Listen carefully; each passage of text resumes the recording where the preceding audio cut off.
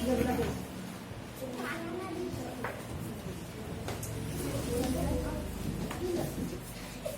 देखो सब, इधर सामने ध्यान। आवाज मत कोई करना, ठीक है? आवाज मत कोई करना, रिकॉर्डिंग उसमें हो रही है, समझ गए?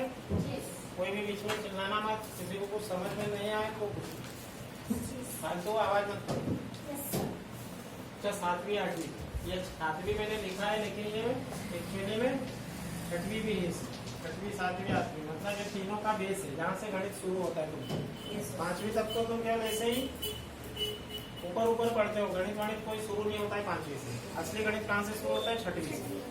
तो जो गणित की शुरुआत है वो मेन कहाँ पर है? पहली दूसरी में तो तुम केवल गिनती सीखते हो, है ना? गिनती सीख ली, पहाड़े सीख लिए, जोड़ना, घटाना, गुणा और भाग। इसके अलावा और कुछ सीखते हो क्या? नहीं। 5वीं तक तो बस यही चलता है। यस।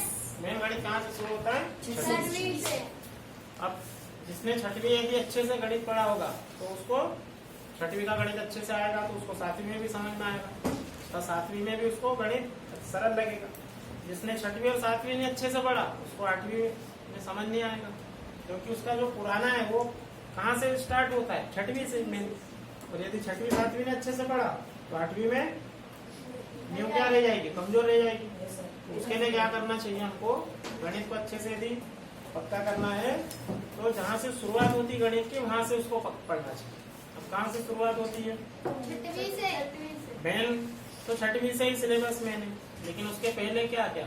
गिनती है, पहाड़े, जोड़ना, घटाना, गुणा और भाग। ये 4 चीजें अच्छे से पहले आनी चाहिए।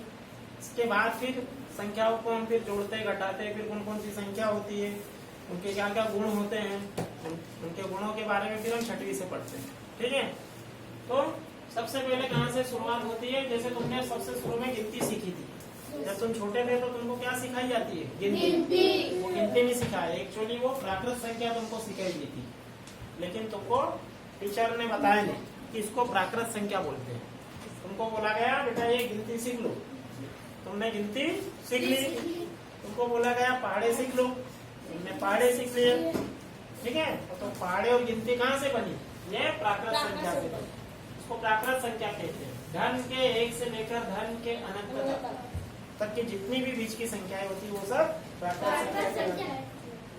प्राकृत संख्या की जो उत्पत्ति होती है वो प्रकृति शब्द से होती है। प्राकृत शब्द कहाँ से बना? ये प्रकृति से।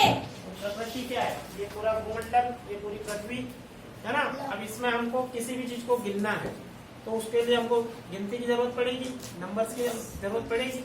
अब जैसे मान लो मैं ये कक्षा में मैं आ गया और मुझे पता करना है कि यहाँ पे कितने बच्चे बैठे हैं, तो उनको गिनना पड़ेगा ना बेटा। तो गिनने के लिए फिर अपने को जहाँ से शुरुआत करनी पड़ेगी, कहाँ से शुरुआत करनी पड़ेगी? 1 से, और जितने बच्चे वहाँ पे वो खत्म हो जाएगी गिनती। समझ में आया? तो जब लोगों को क्या करना पड़ा, आवाज नहीं, लोगों को क्या करना पड़ा? चुपचाप आगे बैठना है। अभी बोला ना मैंने, लोगों को क्या करना पड़ा? चीजों को गिनने के लिए गिनती का सहारा लेना पड़ा, और वहां से गिनती की शुरुआत हुई। तो प्राकृत संख्या की सबसे पहले शुरुआत हुई धन 1 से लेकर धन के अनंत तक। अब अनंत तक तो हम गिनते नहीं, संख्याओं को गिन भी नहीं सकते, है ना? अनंत तक गिन सकते हैं क्या? नहीं गिन सकते। अनंत का मतलब क्या होता है? जो सबसे लास्ट में संख्या आएगी, सबसे बड़ी आएगी, वो हमको किसी को मालूम नहीं। जैसे हमको कहाँ तक मालूम है? तुम जब छोटे थे तो तुमको मालूम था भाई 100 तक गिनती होती, बस 100 से आगे संख्या होती नहीं है। फिर तुम बड़ी क्लास में आए, फिर तुमको पता चला नहीं 100 से बड़ी होती है, 101 होता है, 102 होता है, 200 तक होती है। फिर और बड़ी क्लास में गए, फिर पता चला 300 तक होती है, फिर पता चला आगे 1000 तक होती है।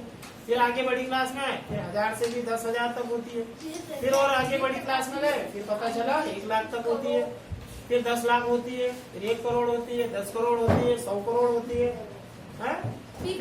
फिर और बड़ी क्लास में आए, फिर पता चला करोड़ से भी ज्यादा होती है, अरब होती है, 1 अरब, 10 अरब, 100 अरब, 100 अरब का 1 खरब बनता है। जैसे 1 खरब का 10 खरब, फिर 100 खरब। आवाज नहीं। उसके बाद में खरब, खरब के बाद शंख, फिर शंख के बाद नील बनता है। 100 शंख का 1 नील बनता है, 100 नील का 1 दश बनता है। ऐसे करते करते संख्या बढ़ती बढ़ती गई।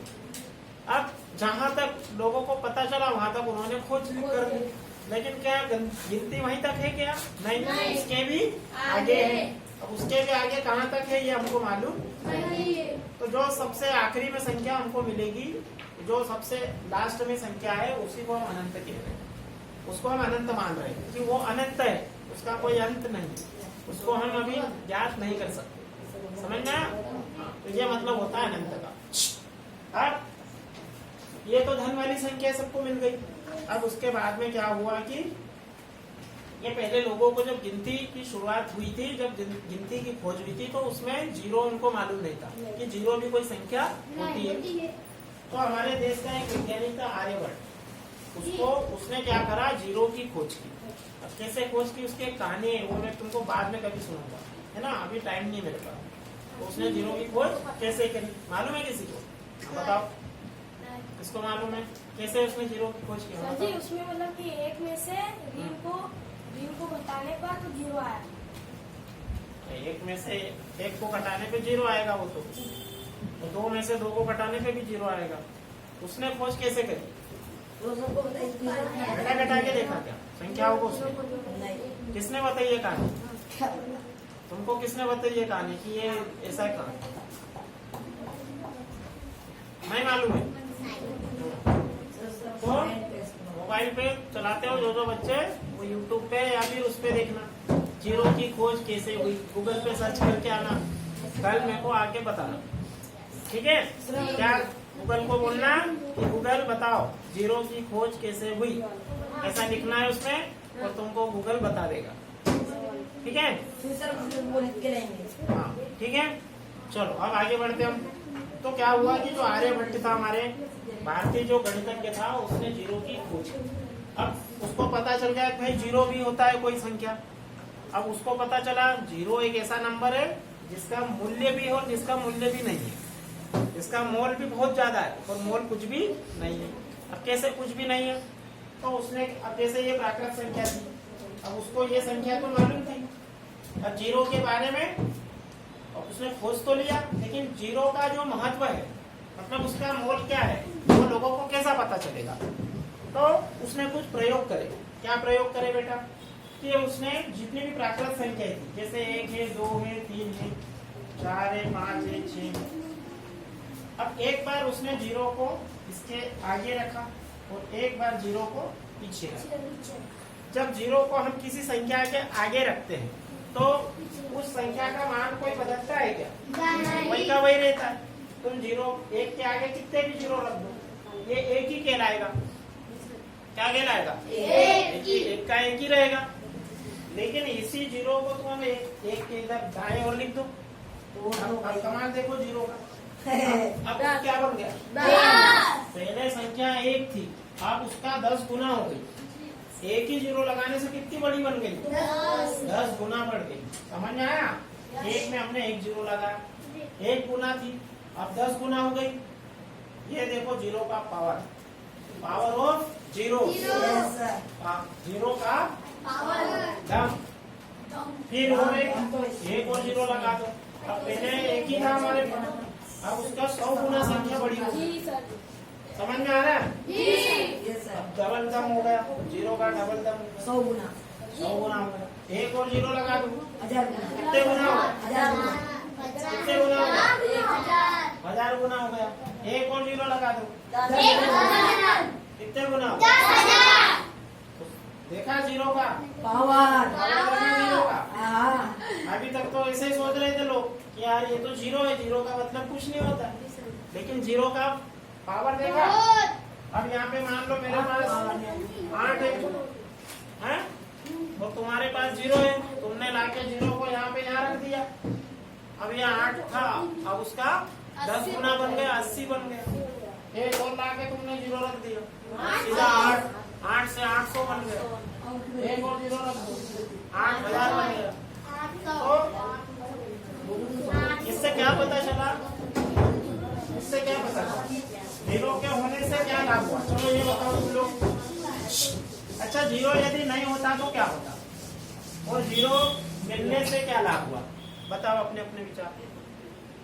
जीरो मान लो अभी तक मान लो नहीं मिलता, सोच लो, तो क्या तुम तुमको 10 रुपए का नोट मिलता? नहीं। क्या 20 रुपए का नोट मिलता? नहीं। 20 रुपए मिलते? गिनती नोट ही नहीं होते तो हम फ्री में लेते। गिनती नहीं होती। नोटी नहीं तो होते। 100 नहीं होता, 200 नहीं होता, 300, 400, 500। गिनती नहीं होती। समझ में आया? मतलब गिनती क्या हो जाती है? अधूरी। होती। गिनती कैसी रहती है? अधूरी रहती, अपूर्ण रहती। जब 0 आ गया तो फिर गिनती कैसी हो गई? अरे पूर्ण हो गई ना, कंप्लीट हो गई ना गिनती। गिनती कंप्लीट हुई कि नहीं? हो गई। हाँ, तो जब 0 आ गया तो उसके बाद में जो संख्या जो बनी उसको हमने क्या बोला? पूर्ण संख्या।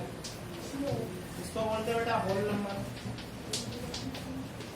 आया समझ में? अब यहाँ से 0 आपको मिल गया। देखो 0, उसके बाद 1, फिर 2, फिर 3, फिर 4, फिर 5, 6 से फिर 10 भी आ गया। पहले 10 था नहीं उसमें। प्राकृत संख्या में पहले 10 था क्या? 0 के पहले नहीं था, 10 आ गए। उसी प्रकार 20 भी मिल गया, 30 भी मिल गया, 100 भी मिल गया, 1000 भी मिल गया, 10,000, 1 लाख, करोड़ सब मिल गया। समझ में आया? इससे क्या समझ में आया हमको कि भाई 0 के मिलने से बेटा बंद करो उसको, इधर ध्यान दो। 0 के मिलने से जो अधूरी संख्याएं थी, जो छूटी हुई संख्याएं थी, वो कंप्लीट हो गई, पूर्ण हो गई। और गिनती क्या हो गई हमारी? कंप्लीट। इसलिए हमने इस संख्या का नाम रख दिया पूर्ण। समझ में आया? चलो आगे। अपूर्ण भी मिल गई, गिनती कंप्लीट हो गई। Yes sir. अब फिर और आगे कुछ और पढ़ने वाले लोग थे, है ना? उनको कुछ रास में आया, उनको लगा कि नहीं इसके अलावा भी और कोई होती होगी संख्या। फिर उन्होंने क्या करा? 0 से, अब 0 से बड़ी संख्या तो मिल गई है। अब मदन का दिमाग चला। अब मदन ने सोचा 0 से बड़ी यदि संख्या हो सकती तो 0 से छोटी भी तो हो सकती है। भाई 0 है, 0 से बड़ी है तो 0 से छोटी भी होगी। अब 0 से छोटी होगी तो फिर 0 से छोटी संख्या भी निकालनी ये पड़ेगी। सर पर वो है ना नंबर ज्यादा है। तो 0 था, उसमें से हमने 1 कम करा तो क्या मिला? ऋण का 1। अब ऋण का 1 मिल गया। ये सर। हमारे पास कितनी संख्या हो गई? 0। 1, ये धन का 1, ये ऋण का 1, 3 हो गई। अब अगली ऋण की संख्या निकालनी है तो हमको मालूम क्या है? हमारे पास तो भाई कितनी संख्या है? 0 है, धन का 1 है। अब ये 2 संख्या से हमको ऋण वाली संख्या निकालनी है। Yes sir. तो 0 में से क्या कर दिया हमने?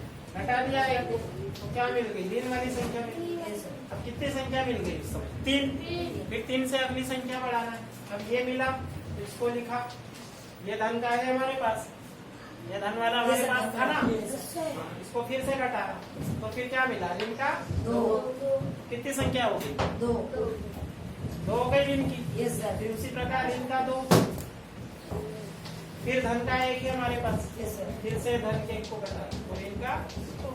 ऐसे करते करते उन्होंने संख्याएं निकाली। आया समझ में? तो 0 से छोटी इस प्रकार की संख्याएं मिल गई। ठीक। अब ये 0 से बड़ी भी है, 0 से छोटी भी है। तो 0 से बड़ी धन वाली हो गई और 0 से छोटी कौन सी हो गई? ऋण वाली संख्या हो गई। अब भाई 0 से बड़ी भी हो गई, 0 से छोटी भी हो गई, तो इसको फिर कुछ नया नाम दे। Yes sir. इसका फिर कुछ नया नाम रखना पड़ेगा। Yes, sir. पहले केवल प्राकृत संख्या थी, यस सर। धन के 1 से धन के अनंत तक उनको प्राकृत बोल दिया। 0 मिल गया, फिर 0 10 आ गया, 20 आ गया, 100 आ गया, उसमें बीच में सब आ गया और 0 भी आ गया। फिर हमने उसका नया नाम रख दिया पूर्ण संख्या।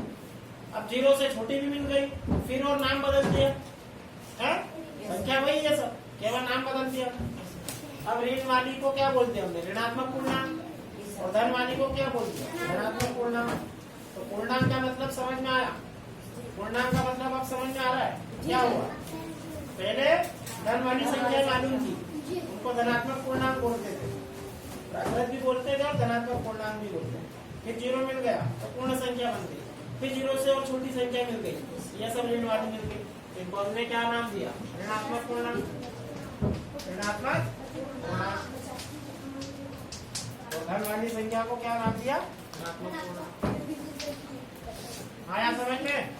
ये धन का 1, धन का 2, धन का 3, कहाँ से धन के अनंत तक, उसको बोलेंगे धनात्मक पूर्णांक। अब पूर्णांक का मतलब समझ में आ गया साथी वालों को? सातवीं वालों को छठी वालों को समझ में आया? पूर्णांक का मतलब क्या होगा? कोई नहीं आया छठवीं में? छठवीं में? छठवीं वालों को सातवीं वालों को समझ में आ गया और आठवीं वालों को भी कि पूर्णांक का मतलब क्या है? Yes sir. आगे बढ़ो। अब संख्याएं भी मिल गई तुमको, अब सब संख्याएं मिल गई। अब इसमें कुछ संख्याएं, कुछ संख्याओं को हमने अलग अलग ग्रुप बना दिए, पैटर्न बना दिए। अब हमने क्या करे, अलग अलग संख्याओं के पैटर्न बनाए। अब जैसे हमारे पास गिनती थी, अब ये गिनती से हमने पैटर्न बना दिए, अलग अलग संख्याओं के नाम रख दिए। बेटा ध्यान से देखना अभी।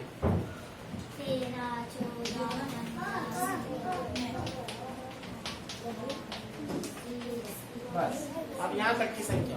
अब भाई हमने पूर्णांक जान लिए, धन वाले ऋण वाले सब। अब हमने कुछ पैटर्न बनाए और उस पैटर्न का हमने कुछ अलग से नाम रख दिया उन संख्याओं का। जैसे मैंने क्या पैटर्न बनाया,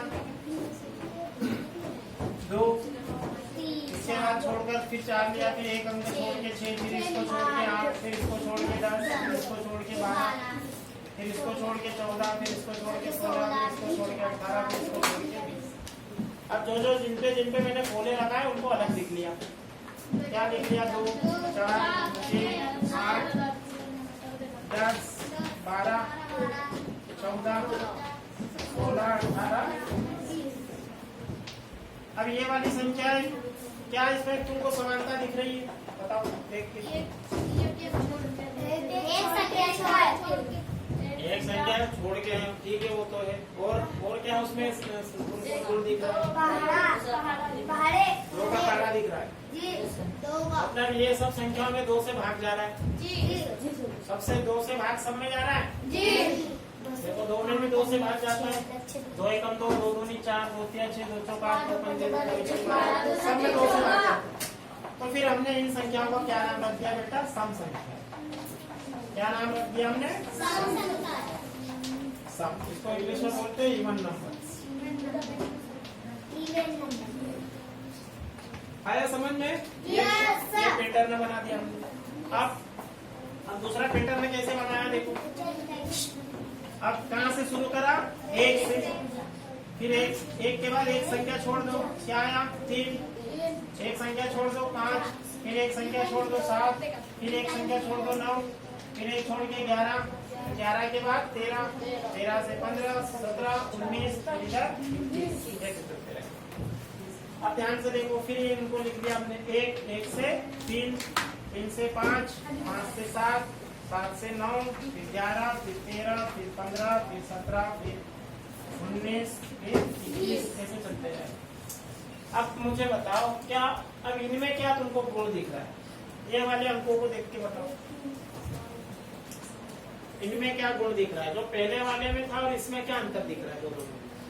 तो पहले पैटर्न में बनाया मैंने 2 वाला, 2, 4, 6, 8, 10, 12।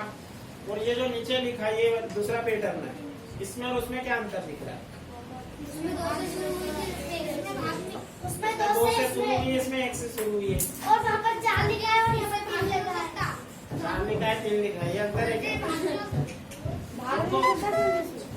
अच्छा, जो पहले वाली संख्या लिखी उसमें सब में 2 से भाग जा रहा है जी। जो नीचे वाली लिखी बताओ, उसमें 2 से भाग जाता है क्या? नहीं। अच्छा, इसमें किससे भाग जाता है? एक केवल से। और 1 के अलावा कुछ क्यों? 1 के अलावा किसी से भी भाग जाता है? 3 जाता है। किससे जा रहा है? 3 समझे? 3 से जाता है। नहीं। तुम बताओ, अलग-अलग संख्या से। छठी वाले बताओ, 9 में जाएगा। 8वीं वाले बताओ। तो 5। इसमें क्या तुमको गुण दिख रहा है? देख के उसमें क्या क्या देखो ना ध्यान से, क्या उसमें क्वालिटी दिख रही है? 9 में जाएगा। हैं? क्या गुण दिख रहा है? 15। जो संख्या है वो संख्या से जाएगा। हाँ। एक तो 1 से सब में भाग जाएगा, दूसरी चीज जो संख्या है उसी से उस संख्या में भाग जाएगा। समझ में आया? मतलब ये दो तरह की संख्या है। एक तो है विषम। विषम का मतलब जो सम नहीं हो, सम नहीं हो मतलब जिसमें 2 का भाग नहीं जाए उसको बोलेंगे विषम। दूसरी चीज, हर एक संख्या में 2 संख्या से भाग जाएगा। किससे? एक तो 1 से और दूसरा किससे जाएगा? उसी संख्या से। अब कैसे जाएगा? इधर देखो, जैसे 1 में भाग जाएगा, 1 से जाएगा, 1 में केवल 1 से भाग जाएगा। 3 में किससे भाग जाएगा? 1 से भी जाएगा और इसी संख्या से जाएगा। 3 से 3 में भी भाग जाएगा। जाएगा कि नहीं जाएगा? 5 में देखो 1 से भाग जाएगा और 5 से भाग जाएगा। 7 में देखो 1 से भाग जाएगा और खुद उसी संख्या से भाग जाएगा। 9 में किससे भाग जाएगा? 1 से और उसी संख्या से भाग जाएगा। 9 में क्या उसी से भाग जाएगा? बताओ। अब इसमें भी अलग अलग है, अब इसमें भी अलग अलग। ध्यान से देखो, ये जिसमें 2 से भाग नहीं जाएगा इनको बोलेंगे विषम संख्या। क्या बोलेंगे? विषम मतलब ऑड नंबर। अब इसमें से भी पैटर्न बनेगा। अब इसमें से पैटर्न समझो। 1 में केवल 1 से भाग जाएगा, 3 में 1 से और 3 से भाग जाएगा, 5 में 1 से और 5 से भाग जाएगा, 7 में 1 से और केवल 7 से भाग जाएगा, 11 में 1 से और केवल 11 से भाग जाएगा, 13 में केवल 1 से और 13 से भाग जाएगा, 17 में केवल 1 से और 17 से भाग जाएगा, 19 में केवल 1 से और 19 से भाग जाएगा। अब ये मैंने जो पैटर्न लिखा है किसका किसका लिखा है? ध्यान से देखो। 3, 5, 7, 11, 13, 17, 19 किसके बाद आएगा? 23 में भी 1 से और केवल 23 से भाग जाता है। क्या कर रहे हो तुम लोग? खड़ा हो जाओ वहां से, अलग एक साथ बैठो। चल इधर आओ, इधर बैठो, इधर बैठो।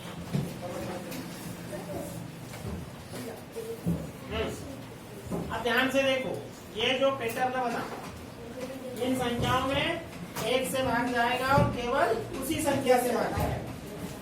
1 से भाग जाएगा और केवल उसी संख्या से भाग जाएगा। बेटा इस तरह की संख्या को हम कहेंगे अभाज्य।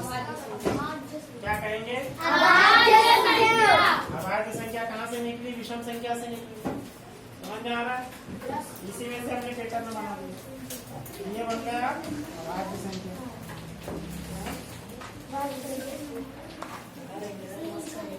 आया समझ में? अभाज्य संख्या, ये 3 के आगे 2 भी आता है।